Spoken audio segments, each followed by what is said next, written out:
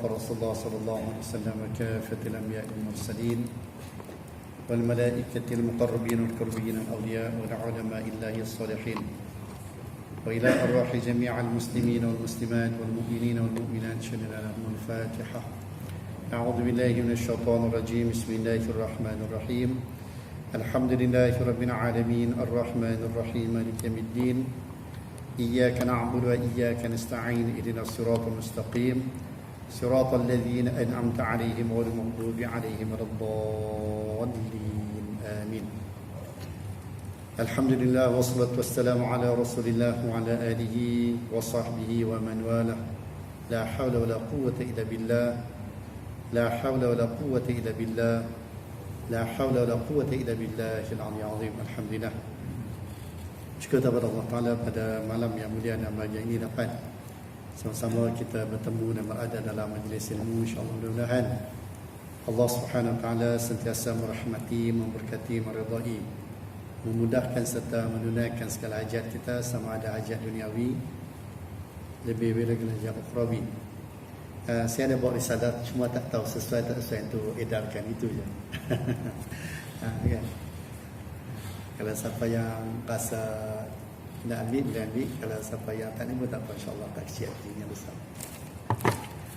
Jadi insyaAllah malam ni kita akan berkongsi.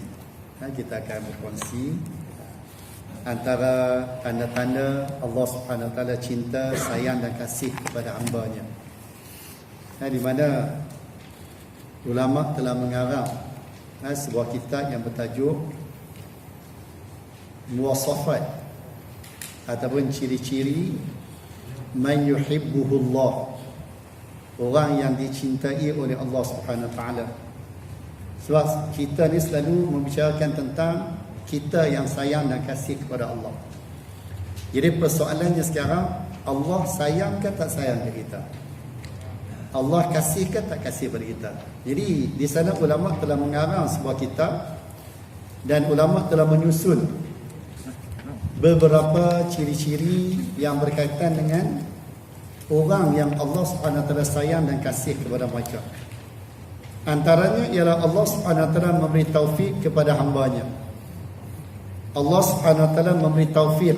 Mana taufik ni ialah memberi kekuatan untuk dia melakukan amal ibadah. Itu mana taufik.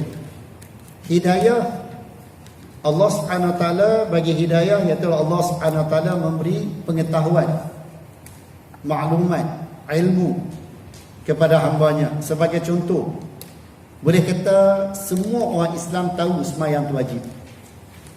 Semua orang Islam tahu puasa tu wajib di bulan Ramadan. Berapa orang di kalangan umat Islam yang tahu kata sembahyang tu wajib dan mereka melaksanakan sembahyang tersebut. Jadi melaksanakan sembahyang tersebut itu dikatakan taufik. Ini beza dia. Sebab itulah kita selalu berdoa minta Allah beri taufik dan hidayah kepada kita. Minta Allah Ta'ala bagi kekuatan untuk kita melakukan ketaatan, dan dalam masa yang sama kita juga minta Allah Subhanahu Wa Ta'ala kekalkan kita di dalam melakukan ketaatan tersebut.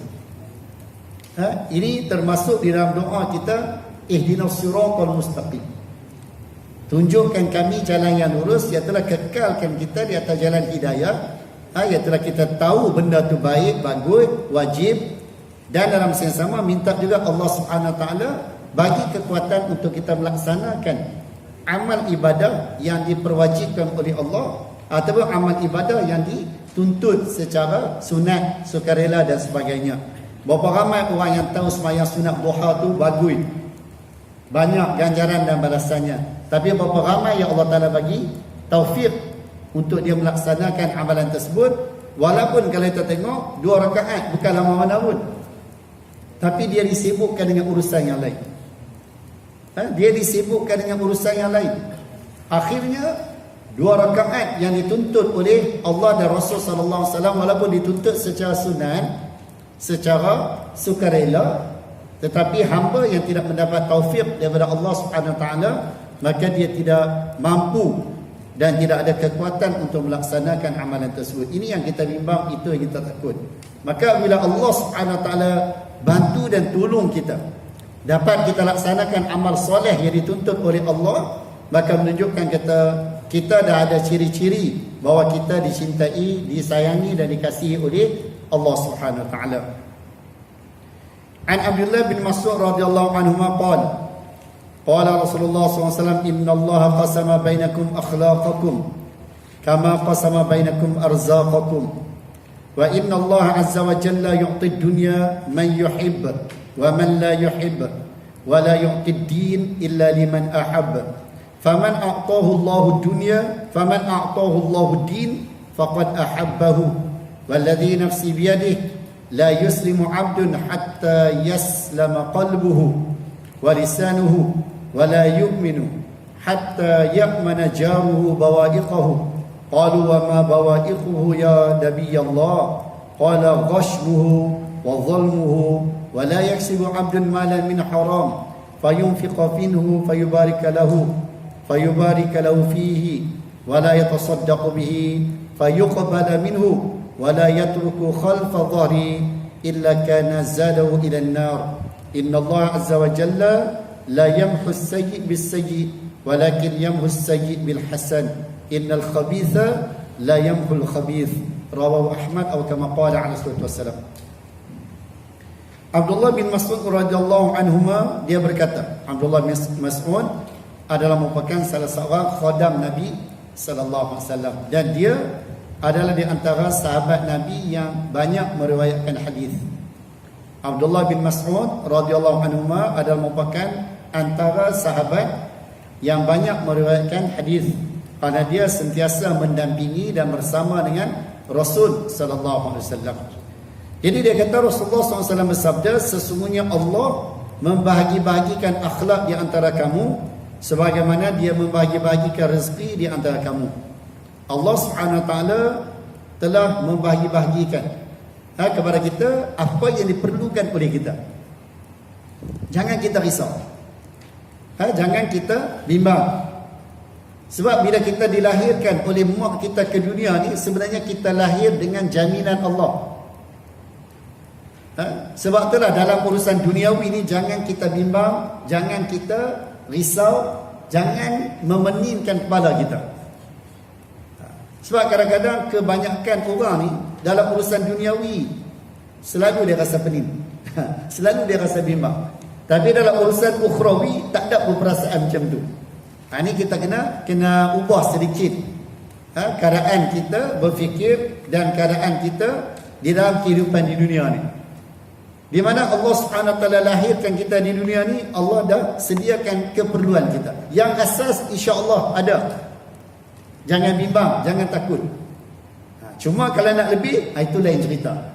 Kan? Itu lain cerita. Yang asas insya-Allah ada. Yang penting kita kena yakin dengan apa yang telah dijanjikan oleh Allah Subhanahu wa taala. Ini penting. Jangan membimbangkan kita, jangan merisaukan kita.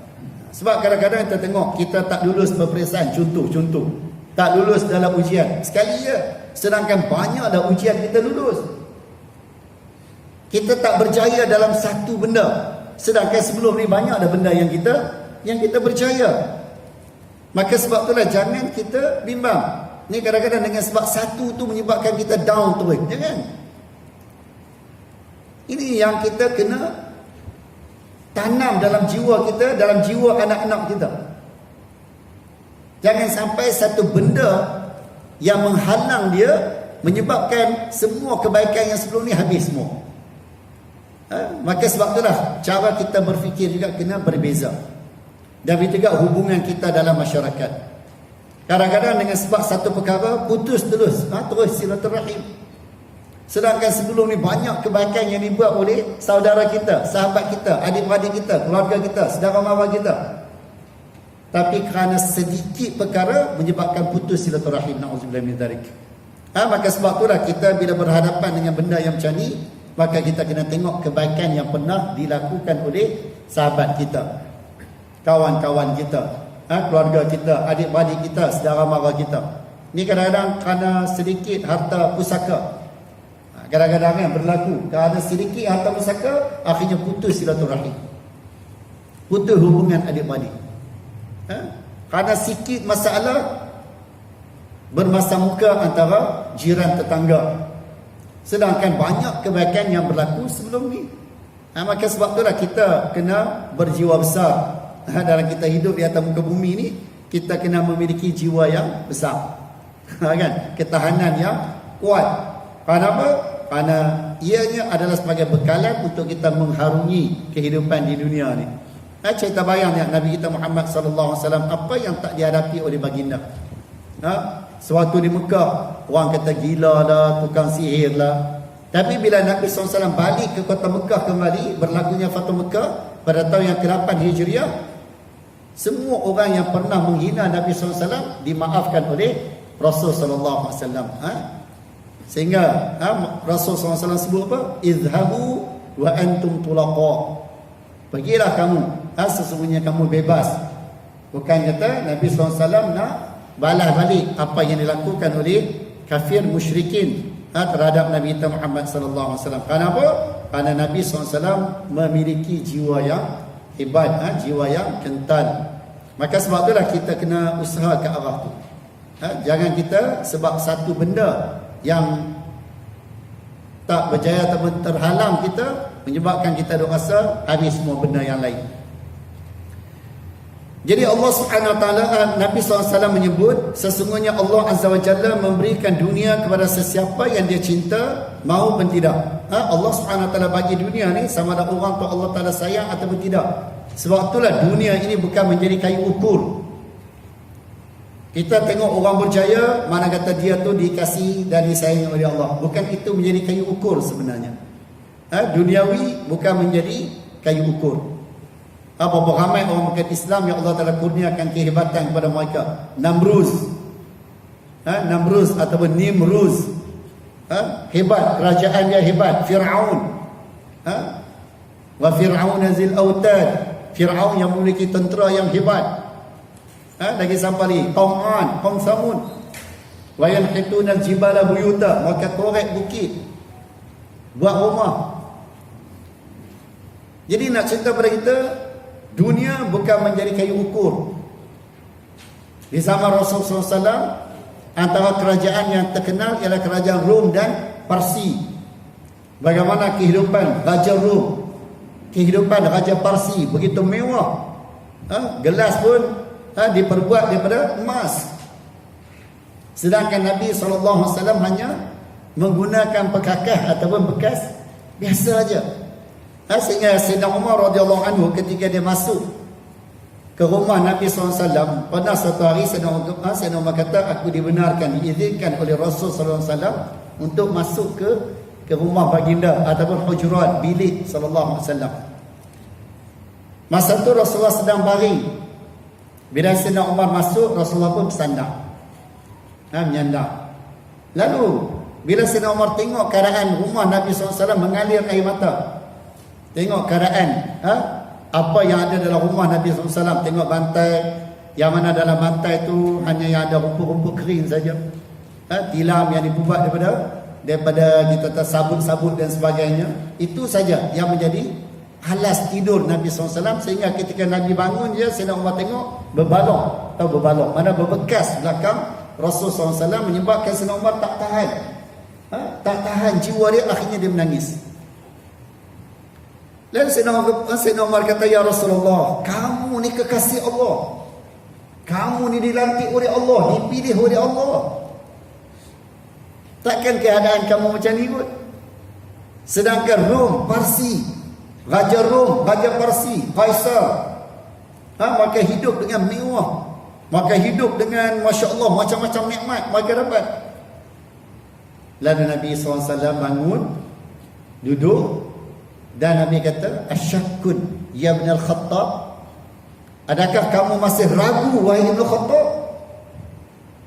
Kamu ragukah, syakkah tentang berkaitan dengan janji Allah Subhanahu Wa Taala? Biarlah mereka Allah Taala kurniakan di dunia, tapi untuk kita Allah Subhanahu Wa Taala janjikan di akhirat nanti. Maka sebab itulah dunia bukan menjadi kayu ukur. Yang penting sejauh mana kita dapat melakukan ketaatan, pengabdian diri kita kepada Allah Subhanahu Wa Taala, itu yang menjadi kayu ukur di dalam Islam atau di dalam agama Allah Subhanahu Wa Taala ni. Jadi Nabi kata Allah Ta'ala bagi dunia ni kepada orang yang Allah Ta'ala sayang, dan Allah juga bagi dunia ni kepada orang yang Allah Ta'ala tak sayang, tak suka, benci. Sebab itu adalah keperluan di dunia. Allah bagi makan semua, orang Islam, orang bukan Islam semua ada makan. Sehingga disebut dalam sebuah hadis kursi, Allah Ta'ala kata, wahai anak Adam, jangan kamu bimbang tentang terlambatnya rezekiku. Jangan kamu bimbang tentang terlambatnya rezekiku. Rezeki Allah takkan terlambat. Tiba masa ada je. Walaupun kadang-kadang kita lambat-lambat melaksanakan perintah Allah. Walaupun kita lambat-lambat melaksanakan perintah Allah, tapi bila cukup masa, time kita makan, kita boleh makan. Time kita tidur, boleh lena. Kalau nak ikutnya, nak ukur lah. Kalau kita semayang lambat, tiba-tiba tak boleh nak makan. Makan pun kena lambat agak jenuh. Jenuh. Sehingga Nabi SAW sebut, apabila makanan malam telah dihidangkan, maka kamu makan dulu, kemudian baru semayang. Makan dulu baru semayang. Kalau nak kira lah, mestilah kena semayang dulu baru makan kan. Tapi dah, Allah SWT tetap bagi keluasan kepada kita. Ini menandakan bahawasanya betapa sayang dan kasihnya Allah SWT kepada hambanya. Maka kita juga kena jaga hubungan kita dengan Allah SWT. Kena berbakti kepada Allah SWT, kena jadi hambanya yang dicintai, disayangi dan dikasihi oleh Allah SWT.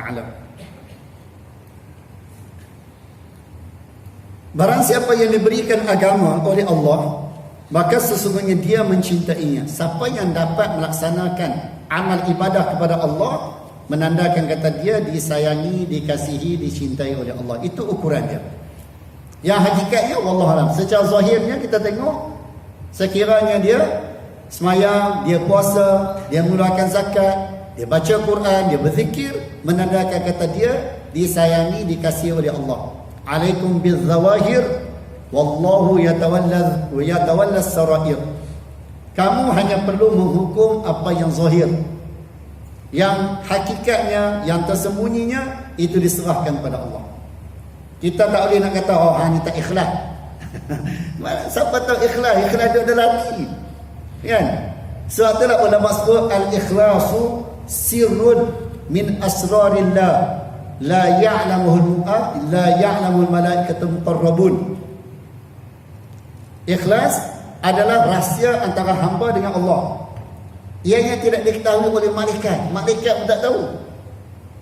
Kita jangan duk rasa malaikat kiraman katibin atau raqi'ati itu tahu kita ikhlas tak ikhlas. Tak.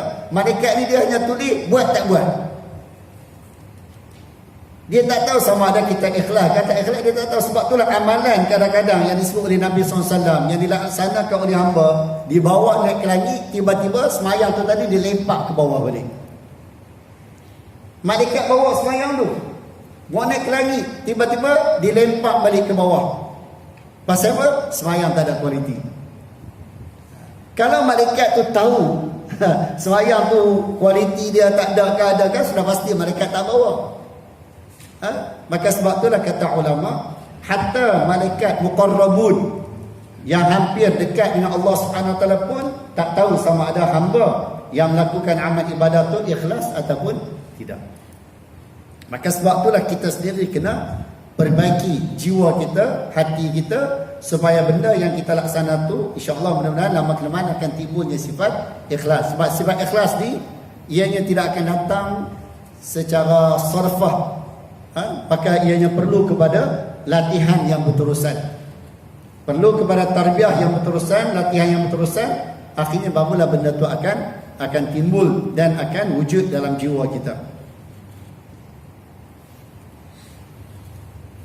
Demi zat yang jiwaku berada di tangannya, kata Nabi SAW, seseorang hamba tidak akan selamat sehinggalah hati dan lisannya selamat, dan tidak beriman seseorang sehingga jirannya merasa aman dari kejahatannya. Mereka bertanya, apakah kejahatan itu wahai Nabi Allah? Baginda SAW menjawab, menginayai dan menzaliminya, dan tidaklah seorang hamba mencari harta yang haram lalu membelanjakannya lantas dia diberkatinya, dan tidaklah bersedekah lantas diterima darinya. Mana orang yang cari sumber yang haram ni dan dia belanjakan harta tersebut, maka harta tu tidak akan diberkati oleh Allah. Kalau dia buat amal ibadah dengan harta tersebut, maka ibadah tersebut tidak akan diterima. Ni perbuatan dia. Contoh dia guna duit untuk sedekah, untuk wakaf dan sebagainya. Maka perbuatan sedekah dan wakaf dia tu tidak diterima oleh Allah Subhanahu Wa Taala. Dan tidaklah dia meninggalkan di belakangnya, melainkan akan menjadi bekalannya ke neraka. Kalau sekiranya harta daripada semua yang haram tu diwarisi, itu sebab kita kena berhati-hati, kena ambil kira pendapatan kita tu halal ataupun haram. Jangan duk kira untung kan. Sebab kadang-kadang ada orang ni dia fikir untung kan. Tak kiralah sama ada daripada sumber yang halal ke, yang tak halal ke, janji untung, janji dapat duit, janji dapat projek, janji dapat ini kena ubah cara kita berfikir. Sebab benda tu akan memberi kesan kepada ibadah kita dan akan memberi kesan kepada kehidupan di alam akhirat nanti. Jangan kita anggap benda tu remeh-temeh. Jangan kita anggap benda tu remeh-temeh. Sebab itulah suatu benda yang kita nak buat, hasil yang kita nak dapat, kena tengok, kena ada timbangan dia. Halal ke tak halal? Boleh ke tak boleh? Jangan tanya nafsu kita, kena tanya iman kita. Kena tanya iman kita. Jangan tanya nafsu kita. Sebab itulah kita kena berhati-hati. Sebab benda yang kita dapat kadang-kadang akan diwarisi oleh anak-anak kita, na'udzubillah.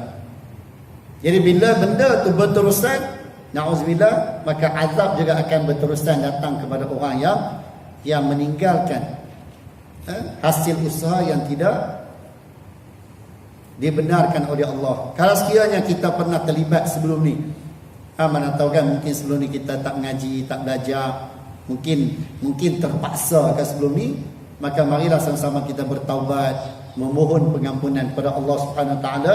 Mudah-mudahan bila kita bertaubat, kita memohon pengampunan kepada Allah, Allah akan bersihkan segala harta benda kita, Allah Taala akan bersihkan jiwa kita, dan Allah Taala akan hapuskan segala dosa kita.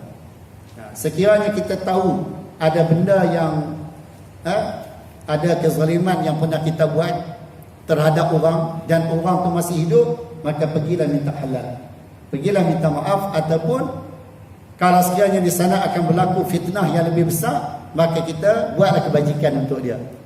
Di samping kita memohon pengampunan kepada Allah Subhanahu Wa Taala.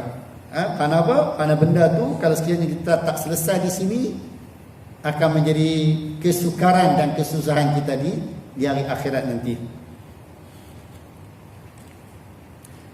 Sesungguhnya Allah Azza wa Jalla tidak menghapuskan keburukan dengan keburukan, akan tetapi menghapuskan keburukan dengan kebaikan. Bila kita buat suatu benda yang tak baik, maka kita kena periringkan dengan kebaikan. Mudah-mudahan dengan kebaikan yang kita buat akan menghapuskan segala kejahatan. Innal hasanat yudhhibnas sayyi'at, kata Allah.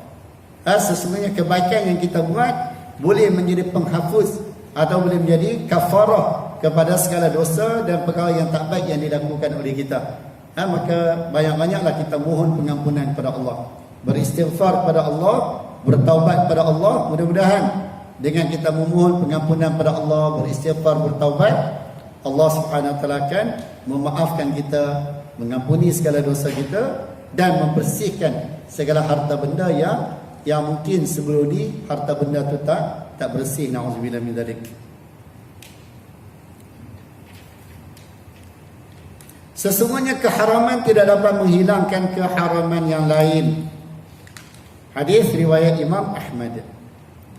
Yang kedua, Allah Subhanahu Wa Taala akan lindungi hamba yang Allah Taala sayang dan kasih daripada fitnah, daripada perkara-perkara yang boleh merosakkan keimanan dia. Fitnah ialah perkara-perkara yang boleh merosakkan keimanan dia, perkara-perkara yang boleh mengganggu ibadah dia. An Mahmud bin Labid radhiyallahu anhu anna Rasulullah SAW qala inna Allah azza wa jalla yahmi 'abdahu al-mu'min fi dunya wa huwa yuhibbuhu kama tahummuna maridakum at-ta'am wasyarab takhafuna alayhi. Rawahu Ahmad atau kama qala an Rasulullah. Dari Mahmud bin Labid radhiyallahu anhu bahawa Rasulullah SAW bersabda, sesungguhnya Allah Azza wa Jalla menjaga hambanya yang beriman. Allah Subhanahu wa taala menjaga hambanya yang beriman dari dunia, dari perkara-perkara yang boleh merosakkan dia. Maksud dunia ini ialah perkara-perkara yang boleh merosakkan dia, perkara-perkara yang boleh menghalang dia daripada melakukan amal ibadah kepada Allah Subhanahu wa taala. Jadi hamba tu sedangkan dia mencintainya, Allah Taala sayang dan kasih pada hamba tersebut. Jadi Allah Subhanahu wa taala akan lindungi hamba tersebut seperti mana kamu menjaga orang-orang sakit daripada makan dan minum yang kamu khawatirkan membahayakannya.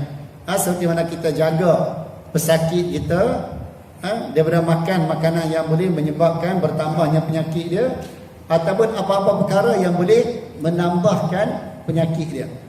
Kita tengok sekarang ni, alhamdulillah, langkah-langkah yang diambil untuk menjaga merebaknya penyakit yang kita yang membimbangkan kita dan seluruh dunia.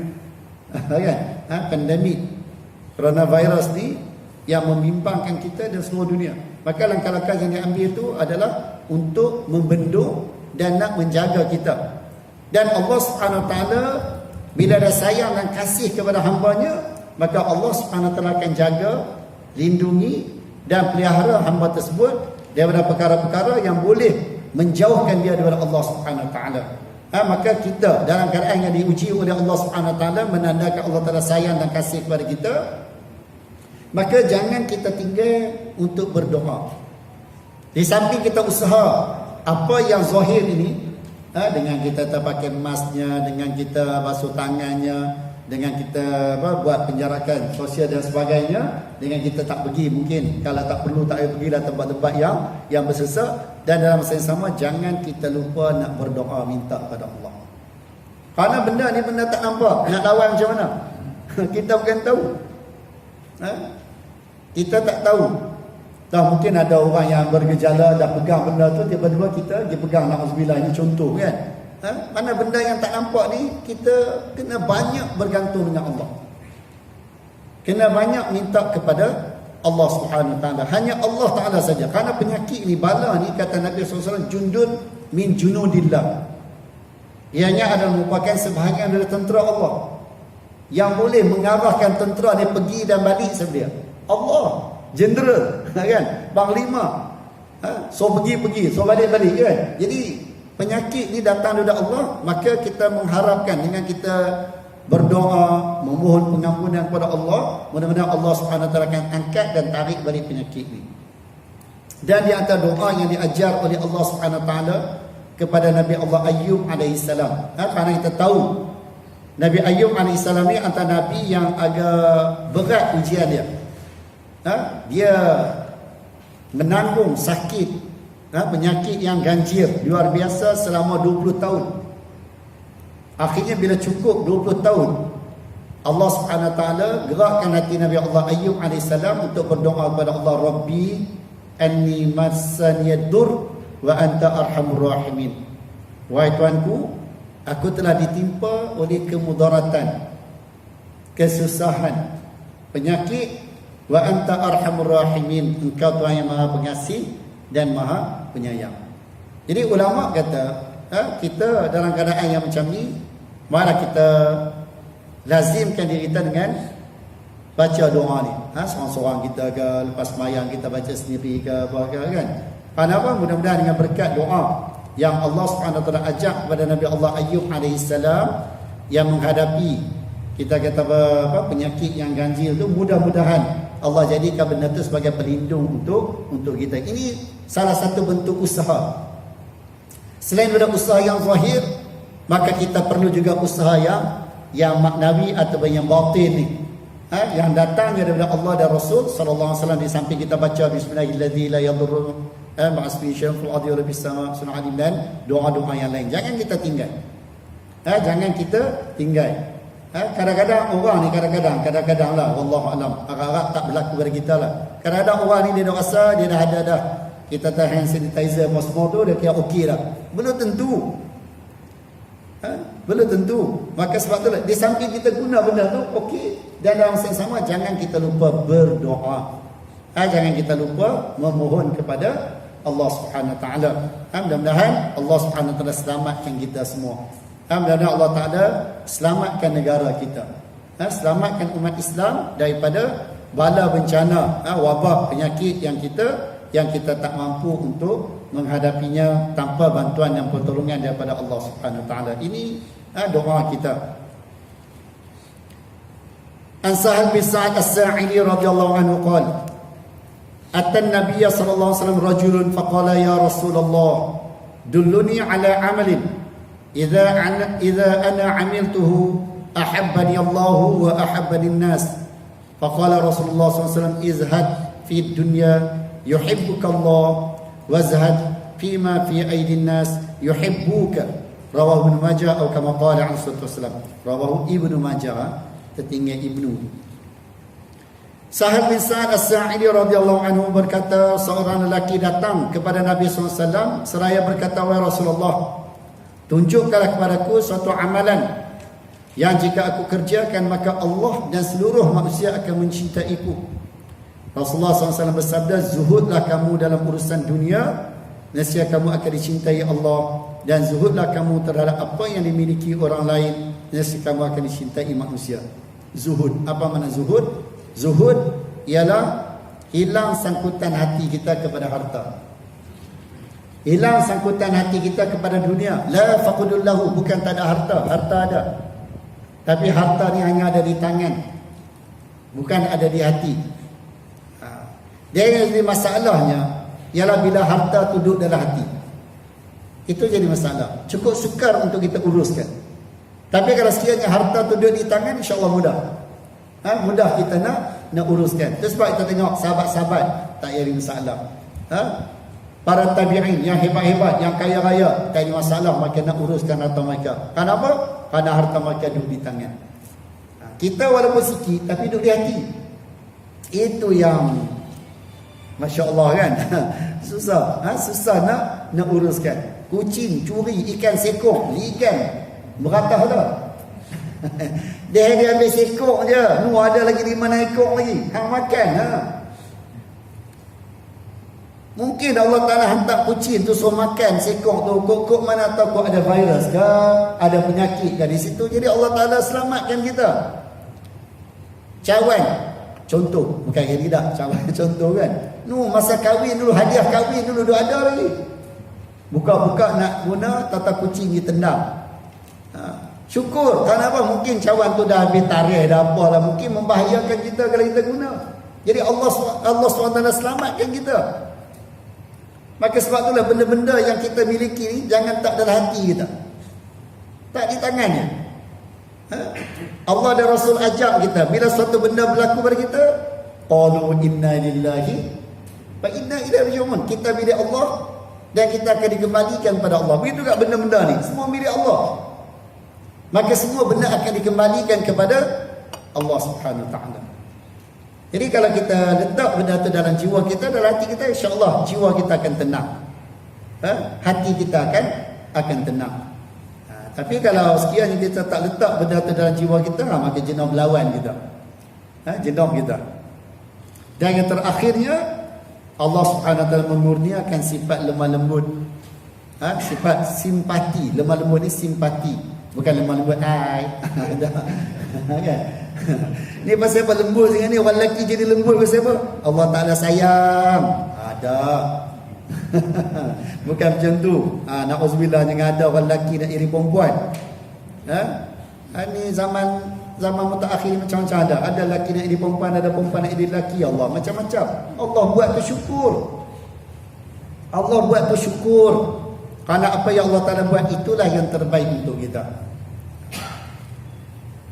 An Khalid bin Ma'dan yarfa'u anna Allah tabaraka ta'ala rafiqun yuhibbur rifqa wa yarda bihi wa yu'inu alayhi ma la yu'inu ala al-'unf. Fa idza rakibtum hadhihi ad-dawab al-'ajb fa anziluha manazilaha fa in kanat al-ardu jazbah fanju 'alayha binaqdiha وعليكم بسير الليل فإن الأرض تطوى بالليل ما لا تطوى بالنهار وإياكم والتعريس على الطريق fa innaha turqud dawab wa ma'wal hayyat. Rawahu Ahmad, rawahu Imam Malik atau kama qala an Rasulullah. Dari Khalid bin Ma'dan dia berkata, dia merafu'kan, mana mengangkatkan benda tu pada Rasulullah SAW. Kita fahami hadis ni lah. Baginda bersabda, sesungguhnya Allah Tabaraka Ta'ala maha lemah lembut. Allah Ta'ala maha lemah lembut, bersifat dengan sifat Arhamur Rahimin. Allah maha pengasih, maha penyayang dan mencintai sikap lemah lembut. Allah Ta'ala suka kita ada sifat simpati, sifat kasih sayang. Allah Ta'ala suka. Maka sebab itulah kita kena letak benda tu dalam jiwa kita. Kena latih dan didik diri kita ni. Itu kan anak-anak kita. Kena didik, kena latih. Ni kadang-kadang ada orang didik anak dia. Kalau Tok Guru silat, minta maaf lah, minta maaf. Ni contoh je, contoh. Kalau Tok Guru silat, tiba-tiba anak dia kena pukul, dia tahu, hang kan anak ayah. Ayah kan Tok Guru silat. Mana boleh anak penakut? Hang dipukul dia. Bukan itu cara dia. Bukan itu cara dia. Lebih baik kita ajak anak kita sabar, insya-Allah, mudah-mudahan Allah Subhanahu Wa Taala bagi benda yang baik. Apa semua kita mana bagi orang kata jalan yang boleh menyelamatkan dia dan masyarakat kita. Bukan ajak dia benda-benda yang merapu. Ni kadang-kadang masya-Allah. Bila dah ajak anak tu daripada kecil macam tu, akhirnya dia akan membesar seperti mana yang diajar dan dilatih ketika dia kecil. Maka sebab itulah didikan awal tu penting untuk anak-anak. Redha terhadapnya dan menolong orang yang lemah lembut, yang ada sifat simpati ni, apa yang Allah SWT tidak menolong orang yang kasar. Orang yang kasar, orang yang bengis, Allah Ta'ala tak bantu dan tak tolong dia. Maka sebab itulah jangan kita jadi orang yang Allah Ta'ala tak bantu dan tak tolong. Jadilah kita orang yang Arhamar Rahimin, orang yang pengasih, penyayang, orang yang ada sifat simpati. Itu sebab kita dalam apa urusan, sekiranya urusan tersebut boleh menggunakan budi bicara, maka gunalah budi bicara. Jangan kita tunjuk jawatan kita, pangkat kita, power kita. Tak perlu. Kalau benda tu boleh kita guna budi bicara, guna budi bicara. Kalau sekiranya benda tu tak boleh, tak payahlah kan. Benda yang tak boleh, tak payahlah. Benda yang boleh, ada jalan, kita permudahkan. Sebab apa? Allah suka. Yassiru wala tu'assiru. Permudahkan. Jangan kita persusahkan. Maka sebab itulah kita kena ambil benda ni. Jadi contoh yang diberi oleh Nabi SAW, jika engkau mengendarai tunggangan daripada haiwan ini, letakkannya di tempat yang sesuai. Kalau kita bawa binatang, tapi kalau ni tak ada lah binatang kenderaan kan, ini contoh. Letak di tempat yang sesuai. Bila kita nak berhenti satu tempat, letak di tempat yang teduh, bukan nak jemur panas itu. Jika tanahnya kering, maka percepatkan jalannya selama kenderaan tersebut masih kuat. Kalau sekiranya dia boleh jalan, jalan. Ni tak boleh pun paksa juga. Jangan. Hendaklah kamu berjalan di waktu malam atau di malam hari, kerana tanah itu dipendekkan jaraknya pada waktu malam. Rasulullah suka musafir di waktu malam. Kenapa? Kerana waktu malam ni Allah Ta'ala akan pendekkan bumi ni. Macam mana? Wallahu a'lam. Apa yang Allah tidak pendekkan pada siang hari, janganlah kamu beristirahat di tengah jalan. Kerana itu adalah jalan haiwan dan tempat tinggal pula. Jangan kamu berehat. At-ta'ris. At-ta'ris ni mana duduk di tengah jalan. Kalau kita lah memanglah tengah jalan, memang tak boleh lah kan. Mana di tempat yang laluan binatang lalu situ, maka binatang ni kadang-kadang dia ada dia punya apa, laluan dia tu. Saya pernah sembang dengan orang yang jaga lebuh raya. Peringkat awal bila mula-mula lebuh raya tu dibuka, ramai orang insiden Islam. Pasal binatang tu dah biasa lalu jalan tu. Jadi sementara dia nak kona jalan lain. Dan saya pernah tengok apa, National Geographic kan, yang burung ni. Pasal apa bangunan kadang burung langgar. Pasal apa? Pasal itu adalah laluan dia. Sehinggalah kena buat satu benda yang boleh tukar dia punya laluan dia. Dan benda ni Nabi dah cerita dulu lagi dah. Tu hebat Nabi kita Muhammad sallallahu alaihi wasallam. Nabi dah cerita dulu lagi. Jadi sahabat-sahabat yang dirahmati Allah, inilah di antara benda yang boleh kita kongsi. InsyaAllah mudah-mudahan apa yang kita dapat pada malam ini boleh memberi manfaat kepada kita di dunia dan akhirat insyaAllah. Sama-sama kita berdoa mohon pada Allah dan Allah Ta'ala selamatkan kita, negara kita, masyarakat kita daripada pandemik yang melanda Malaysia dan dunia sekarang ni kan. Wallahu a'lam. Bismillahirrahmanirrahim. Alhamdulillahirabbil alamin wassalatu wassalamu ala asyrafil anbiya'i wal mursalin wa ala alihi wa sahbihi ajma'in. Allahumma inna 'abiduk banu 'abidik banu ima'ik nawasina biyadik madin fina hukmuk adlun fina qada'uk nas'aluka bikulli ismin huwa lak sammayta bihi nafsaka wa anzaltahu fi kitabik aw 'allamtahu ahadan min khalqik aw ista'tharta bihi fi 'ilmi ghaibi indaka an taj'ala al-Qur'ana al-'azima rabi'a qulubina ونور صدورنا وجلاء أحزاننا وذهاب همومنا يا حي يا قيوم يا حي يا قيوم يا حي يا قيوم يا ذا الجلال والإكرام وصلى الله على سيدنا محمد وعلى آله وصحبه أجمعين والحمد لله رب العالمين تقبل الله منكم سبحانك اللهم وبحمدك أشهد أن لا إله إلا أنت أستغفرك وأتوب إليك بسم الله الرحمن الرحيم والعصر إن الإنسان لفي خسر إلا الذين آمنوا وعملوا الصالحات وتواصوا بالحق وتواصوا بالصبر السلام عليكم ورحمة الله وبركاته.